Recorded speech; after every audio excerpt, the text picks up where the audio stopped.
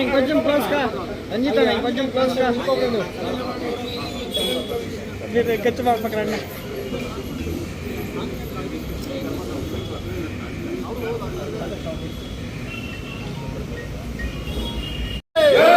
सनातन हिंदू धर्म के सनातन हिंदू धर्म के जय श्री राम जय श्री राम जय श्री राम जय श्री राम जय श्री राम जय श्री राम जय बोलो भारत माता की जय बोलो भारत माता की सनातन हिंदू धर्म के सनातन हिंदू धर्म के जय श्री राम जय श्री राम जय श्री राम जय श्री राम पार्वती पते ಶಂಭೋ ಶಂಕರ.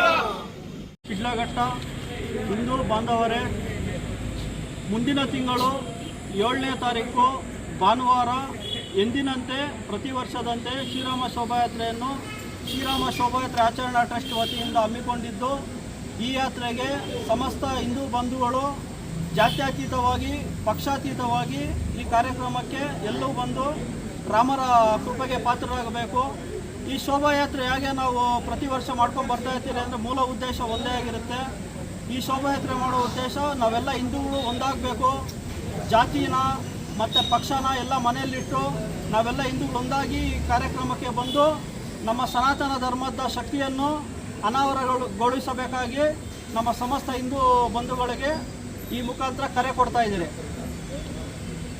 ಯಾವೆಲ್ಲ ಸಂಘಟನೆಗಳ ನೇತೃತ್ವ ವಹಿಸುತ್ತೆ ಸರ್ ಈ ಶೋಭಾಯಾತ್ರೆಗೆ?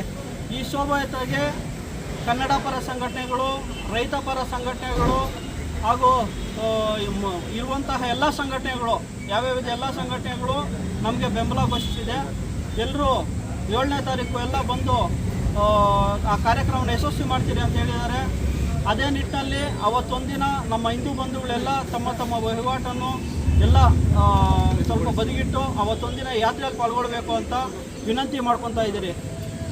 ಕಾರ್ಯಕ್ರಮದಲ್ಲಿ ಮುಖ್ಯ ಅತಿಥಿಗಳನ್ನ ಯಾರನ್ನ ಕರೆಸ್ತಾ ಇದ್ದೀರಿ ಸರ್?